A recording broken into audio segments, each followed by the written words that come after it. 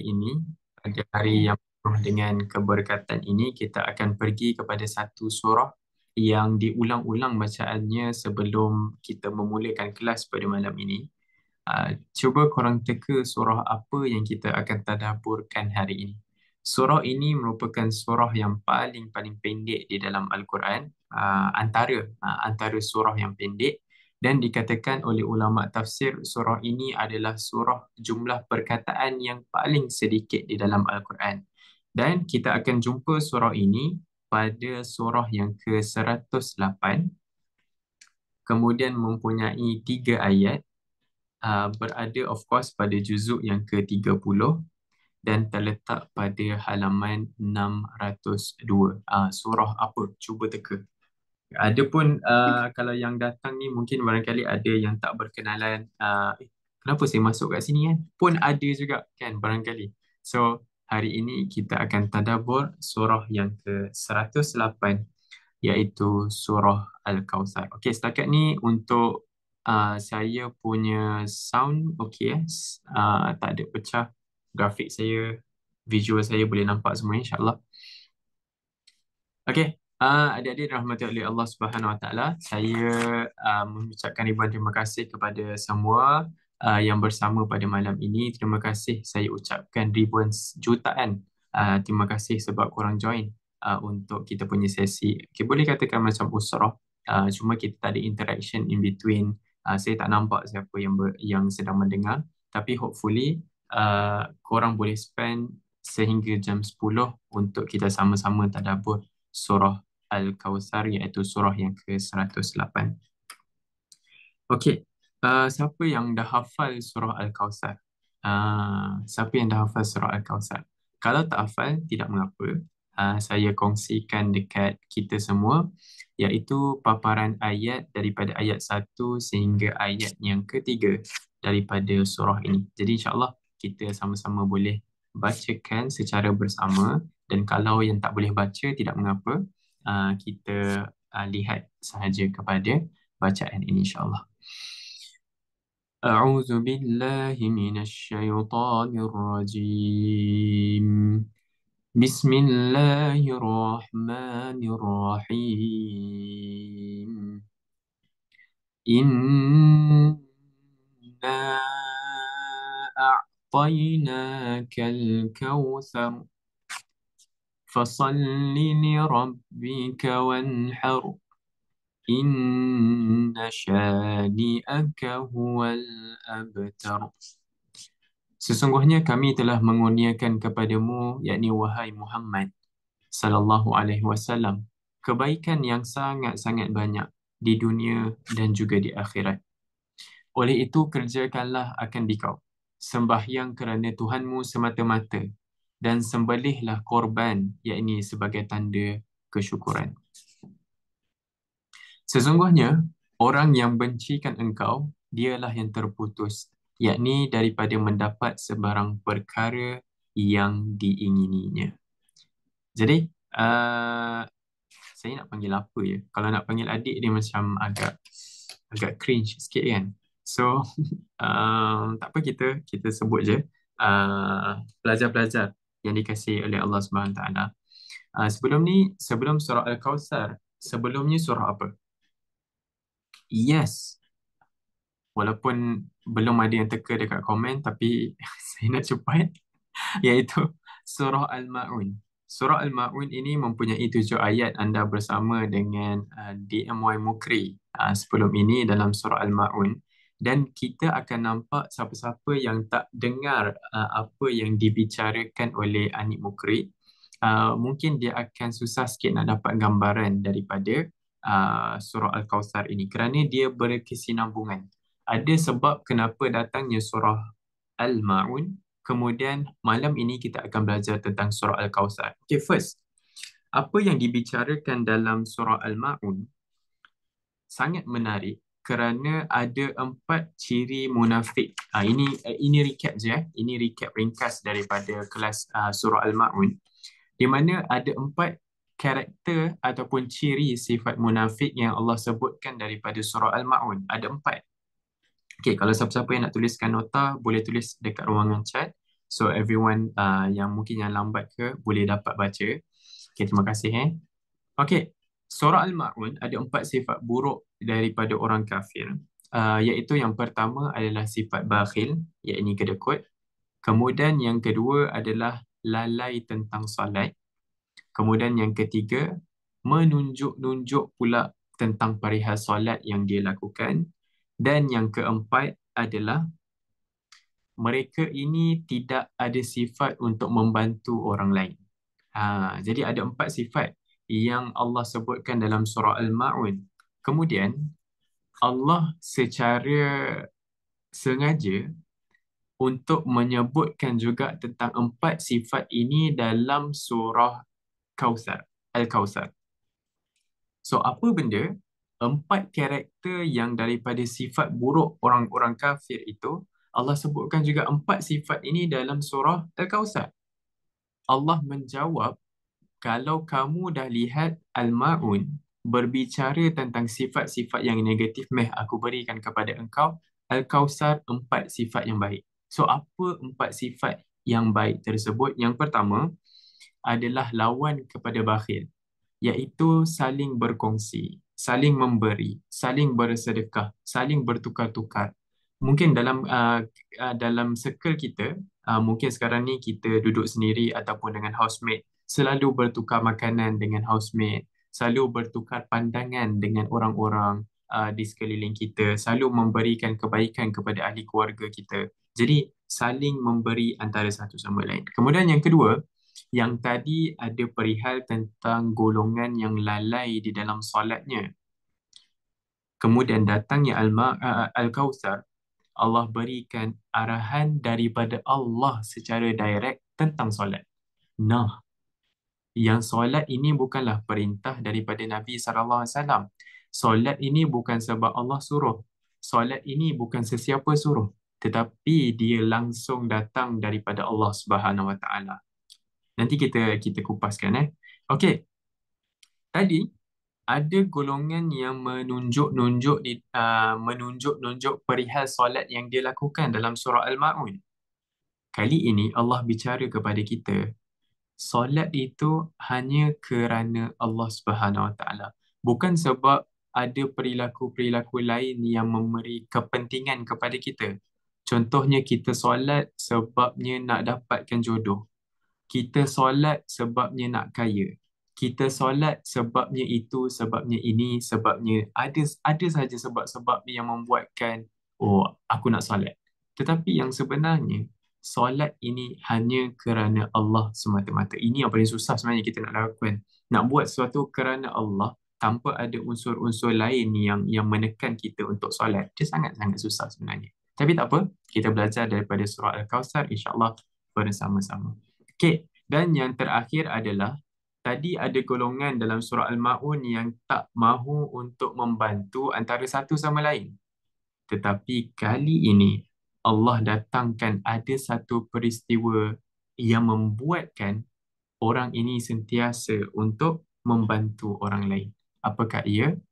Iaitu ibadah korban yang kita baru lakukan dalam Aidil Adha ataupun Hari Raya Haji.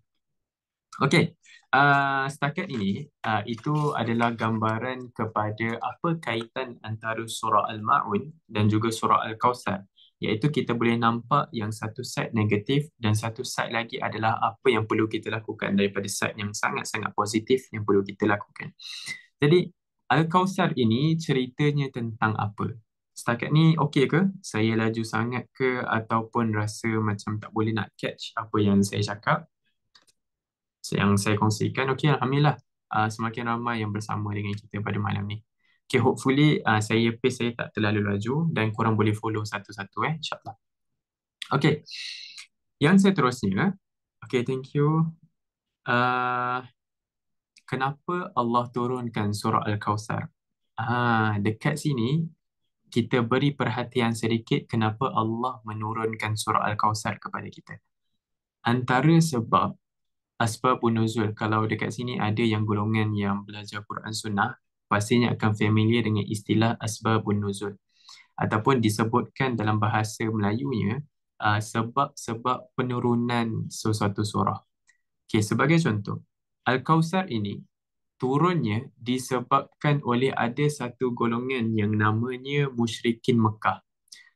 Mereka ini dah tension sebab Rasulullah sallallahu alaihi wasallam seringkali membuatkan mereka naik angin. Mereka naik darah. Mereka annoying. Mereka rasa kenapa wujudnya susuk tubuh baginda sallallahu alaihi wasallam di bumi Mekah ini. Kenapa Kenapa? Kenapa perlu ada orang yang nak menentang agama nenek moyang kita? Dan mereka tak kala mengetahui yang Rasulullah ini tidak ada anak lelaki, bahkan ketika mana dua orang anak lelaki Rasul sallallahu alaihi wasallam meninggal dunia, iaitu Qasim dan juga Abdullah, ini tidak termasuk dengan Ibrahim. Tak kala meninggalnya Qasim, mereka menyambut seolah-olah pesta yang sangat-sangat besar. Seolah-olah ada satu keraian yang menandakan Rasulullah ini akan jatuh sejatuh-jatuhnya. Yang Rasulullah ini tidak akan meneruskan legasi yang dibawa, iaitu agama Islam. Jadi mereka sambut dengan penuh keriangan yang diketuai oleh Abu Lahab dan juga konco-konconya. Jadi apabila berlaku sedemikian, Allah takdirkan kepada baginda daripada rahim Khadijah radhiyallahu anha, lahirlah seorang lagi anak lelaki yang diberi nama sebagai Abdullah. Kemudian Abdullah juga meninggal dunia. Maka gembiralah orang-orang kafir Quraisy laknatullah ini. Mereka sangat gembira, ada keriangan, adanya ketawa yang menandakan kemenangan, seolah-olah kemenangan kepada mereka kerana Rasulullah takkan dapat mewariskan agama Islam kepada legasi yang seterusnya. Sebabnya, bagi orang Arab, jika tidak ada anak lelaki, ia merupakan satu satu menjatuhkan maruah seorang lelaki. Dan apabila lahirnya anak perempuan, mereka akan tanam anak perempuan tersebut hidup-hidup kerana menandakannya anak perempuan ni sebagai simbol kesialan. Maaf saya cakap. Tapi itu adalah norma yang berlaku dalam kehidupan orang Arab jahiliah. Dan apabila kehilangan putera baginda sallallahu alaihi wasallam, mereka menyahutnya dengan penuh keriangan. Jadi Rasulullah sangat-sangat sedih. Even though dalam sebelum daripada surah Al-Kawthar adanya surah Al-Duha, ada surah Al-Insyirah yang menandakan surah-surah ini membangkitkan motivasi baginda, tetapi kali ini adalah tentang ucapan jahat orang-orang kafir yang sering ejek kepada baginda dan baginda sangat-sangat down. Kalaulah ada dekat IG kan, kita post satu gambar, gambar kita sedang makan dekat tempat yang mewah, pandangan ada panorama yang sangat cantik, pun kita post dekat story. Tiba-tiba dekat ruangan bawah tu ada orang komen, dia cakap, alah, macam ni pun nak tunjuk kat orang ke? Alah, ni apa, kalau buat-buat macam ni tak payahlah nak bagi tahu kat orang, simpan sendiri sudahlah. Alah, ini mesti bajet-bajet ni. Komen-komen macam tu.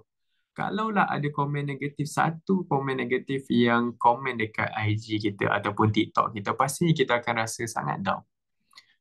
Ataupun ada orang keliling circle kita sendiri yang cakap tentang kita, cakap buruk-buruk tentang kita, pastinya kita akan sangat down.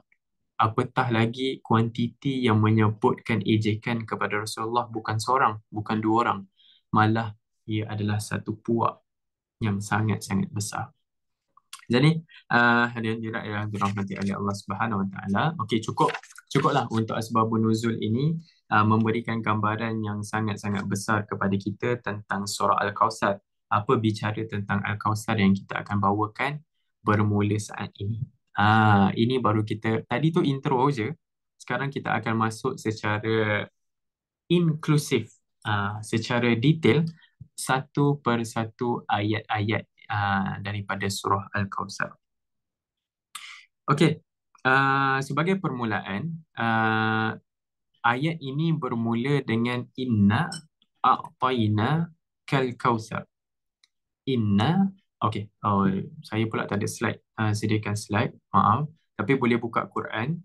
Dan kalau tak ada Quran pun boleh pergi dekat website quran.com yang saya bukakan dekat awal kelas kita, iaitu Inna A'tayna Kal Kautsar. Okey, kita beri perhatian kepada kalimah Al-Kautsar. Okey, kalimah Al-Kautsar, Alif Lam Kaf Waw Sarah. Apa yang dimaksudkan dekat terjemahan, dia berikan kepada kita kebaikan yang banyak dalam kurungan di dunia dan juga di akhirat. Tetapi kalau kita boleh lihat, kebaikan yang Allah berikan kepada baginda sallallahu alaihi wasallam ini sangat-sangat banyak. Kita boleh lihat daripada surah Al-Duha ayat yang ketiga sehingga ayat yang ke-8. Okey, kalau saya boleh tunjuk dekat semua. Okey, sekejap ya.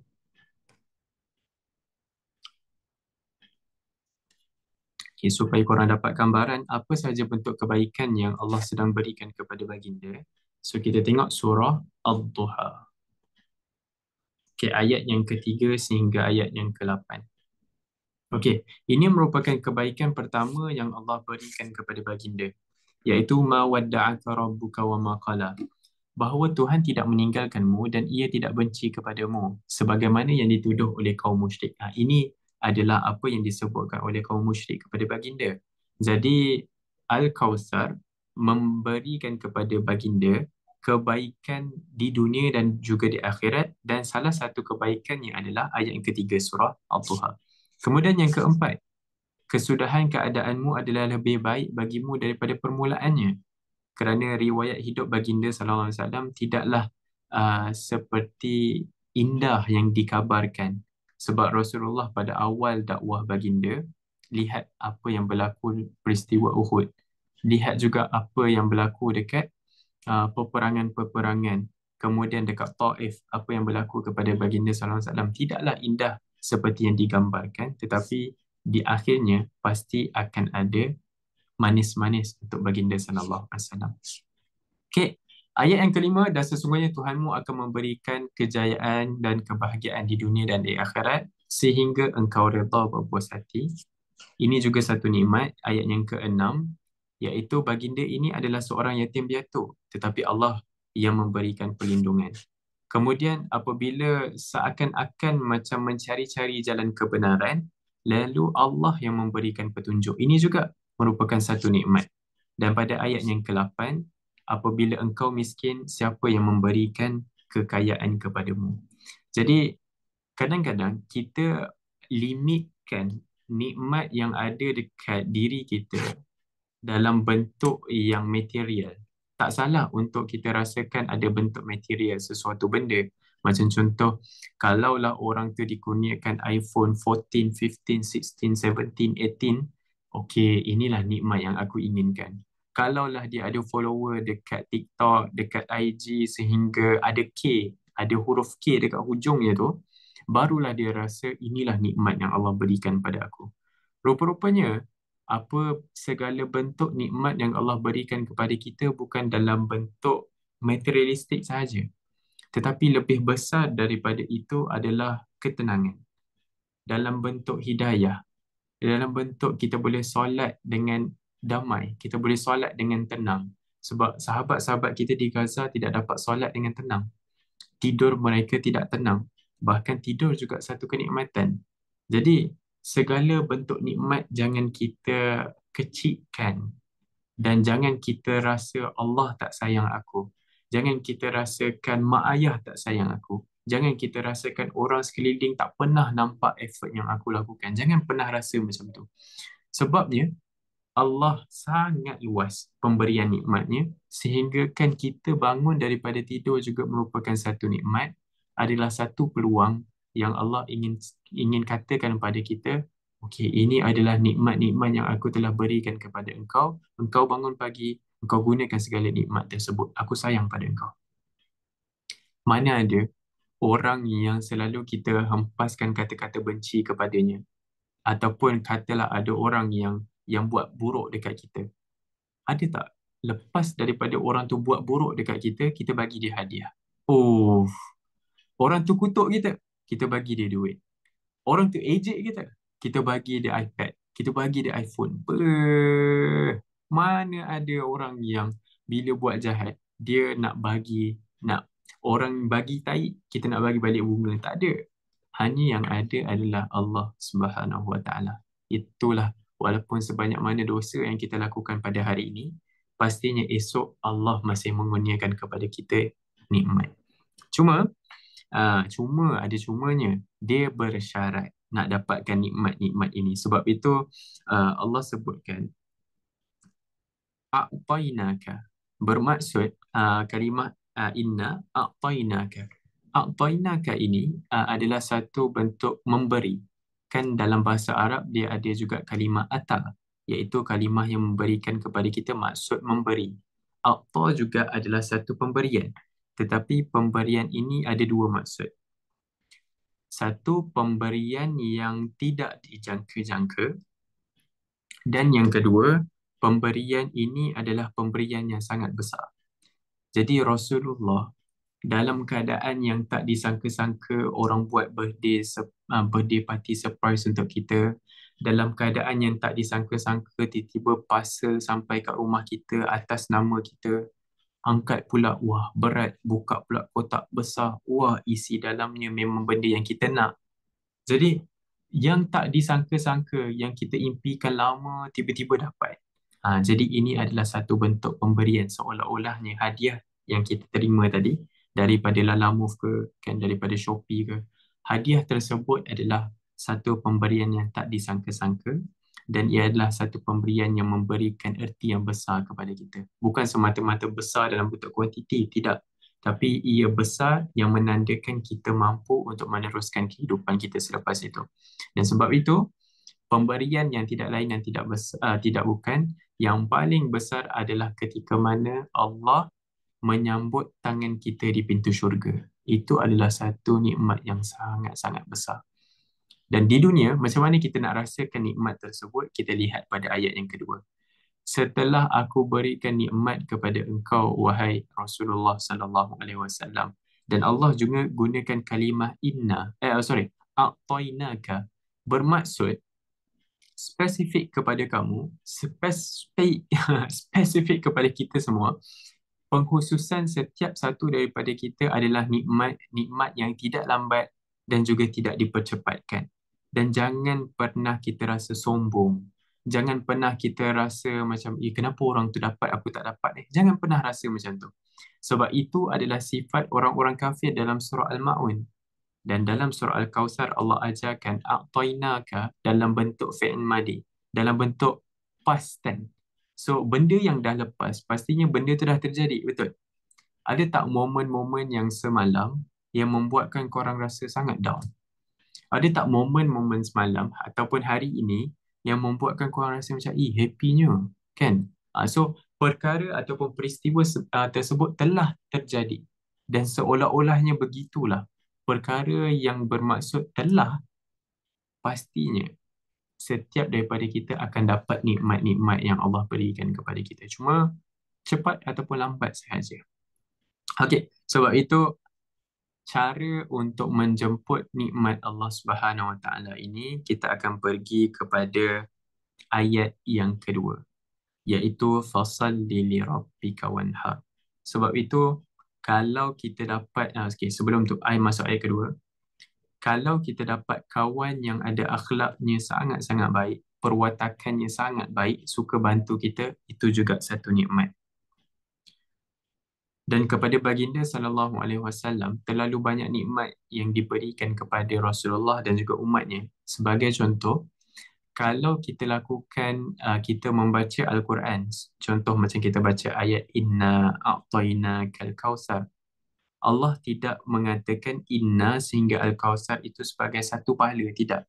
Tetapi Allah kira alif satu pahala, nun satu pahala, alif satu pahala, sehinggalah Al-Kawthar.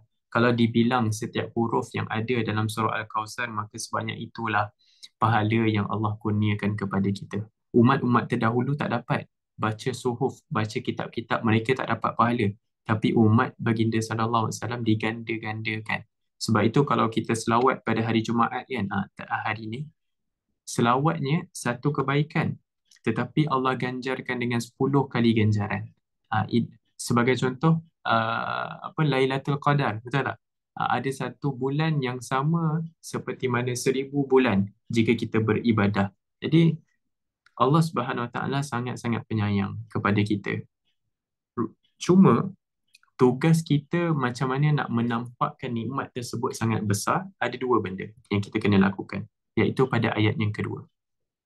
Fasalli li rabbika wanhar. Iaitu yang pertama adalah kita kena salat. Salli. Nampak tak kalimah sad dan juga huruf lam yang ada dekat situ? Tetapi Allah nak mengherdik kepada orang-orang yang kononnya mengikut kepada ajaran Nabi Ibrahim alaihi salam yang mengatakan bahawa solat mereka adalah solat yang tepat. Rupa-rupanya solat mereka adalah bertujuan untuk menunjuk-nunjuk. Dan sebab itu Allah letakkan setelah fasadli, Allah letakkan li rabbika. Ada huruf lam dan juga ada kalimah rabbika. Ini menandakan bahawa kita belajar sebab apa? Kita study sebab apa? Sebab nak dapat pointer yang bagus? Teruskan niat tersebut. Tetapi dalam nak dapatkan pointer tertinggi tersebut, pastikan kita buat tu kerana Allah. Aku nak dapatkan pointer yang tinggi sebab Allah. Aku nak solat sebab Allah. Aku nak buat satu perkara sebab Allah, untuk Allah, kerana Allah. Jadi perkara yang untuk Allah ini, dia akan align balik hari-hari kita. Mungkin hari ini sekejap lagi kita akan tidur, sekejap lagi kita akan muhasabah diri kita. Kenapa aku tengok Instagram? Adakah aku nak isi masa lapang aku ataupun kerana Allah? Dia akan change kita punya perspektif untuk lihat and set selepas ini. Adakah aku tengok kepada suatu benda yang aku akan lihat selepas ini adalah satu bentuk yang menambah keimanan ataupun mengurangkan keimanan? Okay, kita pun ada lebih kurang 5 minit lagi. Sekejap je. Dan yang terakhir adalah satu lagi bentuk nikmat yang sangat besar yang Allah ingin kita jemput nikmat Allah, yang kita nak jemput nikmat Allah dengan wanhar. Macam mana saya ni still student, nak buat ibadah korban pun tak mampu. Jadi apa yang perlu aku lakukan? Jadi kata Allah Subhanahu Wa Taala, korban ini, wanhar ini adalah memang betul dia nisbahkan sebagai bagaimana Nabi Ibrahim menyembelih kibas ataupun kambing, iaitu macam mana kita lihat adegan memotong waktu korban baru ni, begitulah kalimah ataupun maksud wanhar yang sebenarnya, iaitu penyembelihan. Tetapi apa yang kita boleh belajar daripada kalimah penyembelihan ataupun korban ni adalah rupa-rupanya keindahannya adalah tak kala memberi daging korban tersebut. Siapa dekat sini yang dapat daging korban yang terlebih-lebih? Ada tak? Yang dekat saya tak pasti korang kat kampus ataupun tengah cuti sekarang ni. Tapi kalau tengok dekat peti ais rumah, jiran ni bagi, masjid ni bagi, surau ni bagi, sampai dah terlebih-lebih daging korban yang kita terima. Itu baru daging korban. Tapi yang lebih indah adalah apabila kita berkenalan antara satu sama lain. Contohnya, Aina Hanani kenal dengan Azhar, lepas tu Aida kenal dengan Intan, Farhah kenal dengan siapa lagi nama yang ada? Alia Munirah, kan? Korang berkenalan antara satu sama lain, itulah sebagai tanda menghubungkan silaturahim, dan korang buat baik antara satu sama lain dalam bentuk nasihat, dalam bentuk barang yang korang bagi, dalam bentuk ajakan kepada solat, ajakan kepada buat kebaikan. Itu pun satu bentuk korban. Korban ini adalah satu bentuk yang membantu antara satu sama lain. Okey, dan kita pergi kepada ayat yang ketiga, iaitu inna syani'aka huwal abtar. Sekali lagi Allah menggunakan kalimah inna, sangat cantik. Ayat yang pertama Allah guna inna, ayat yang ketiga juga Allah bermula dengan inna. Tetapi kali ini tidak ada alif yang menandakan satu maksud tajwid, hukum tajwid yang menandakan kepanjangan. Kerana inna di sini Allah menekankan sekali lagi inna syani'aka huwal abtar. Bahawa ayat ini kepada kaum musyrik yang tadi asbabun nuzul surah menandakan bahawa orang-orang musyrik ini mereka mengejek baginda dengan tidak ada anak lelaki untuk meneruskan legasi dakwah. So mereka ejek, ejek dan juga terus ejek. Dan ayat yang ketiga ini, inna syani'aka huwal abtar. Pada terjemahannya, sesungguhnya orang yang bencikan engkau, dialah yang terputus, yakni daripada mendapat sebarang perkara yang diingininya. So kalimah inna syani'aka huwal abtar, kita ambil kepada kalimah abtar. Abtar ini adalah menunjukkan suatu bentuk yang terputus. Kalimah orang Arab ataupun orang Arab menggunakan putus ini pada menandakan terputusnya ekor haiwan tersebut daripada badan binatang. So kalaulah putus yang dimaksudkan di sini adalah anak Rasulullah sallallahu alaihi wasallam meninggal dunia, pun boleh digunakan. Tetapi yang lebih Allah nak highlightkan di sini adalah kepada musuh-musuh yang mengejek baginda sallallahu alaihi wasallam. Sebab itu ada kalimah huwa. Perasan tak? Sebelum al-abtar ada kalimah huwa. Huwa ni menunjukkan bukan engkau ya Rasulullah yang terputus segala nikmat. Tidak. Ataupun dijauhkan daripada engkau lah yang dijauhkan daripada musuh-musuh Allah. Sebab itu yang dijauhkan, yang terputus itu sendiri adalah al-abtar. Contoh katalah, saya katakan dekat sini Aisyah dan juga Ain. Ini contoh je lah, contoh je. Ada nama-nama yang dekat sini, tiba-tiba bin dan bintinya kat belakang tu Abu Lahab. Kan? Ataupun dekat belakang tu bintinya Abu Jahal. Kan? Binnya Abu Jahal. Ui, ya Allah, kalaulah binnya, macam mana kita nak pergi sekolah? Macam mana kita nak pergi dekat kampus? Tahniah kepada Lutfil Hadi bin Abu Jahal. No. Nak sebut, nak bangga dengan pointer kita pun, nak jadi best student pun kita rasa malu. Jadi inilah yang dimaksudkan dengan terputus, which is keturunan-keturunan selepas daripada musuh-musuh Allah ini, mereka sangat malu.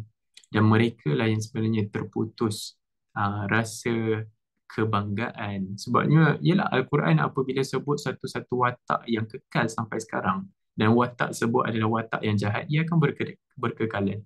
Tiba-tiba tengok jalur, oh, daripada keturunan ni, oh, inilah keturunan Abu Jahal rupanya. Patutlah perangai macam ni. Kan?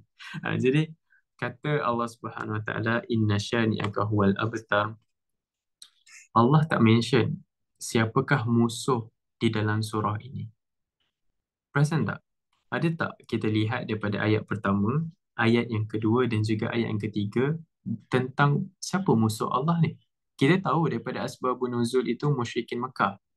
Kita tahu Abu Jahal dan juga Abu Lahab yang menghamparkan ejekan dan sindiran-sindiran kepada Rasulullah yang tidak ada anak. Tetapi namanya tidak ada.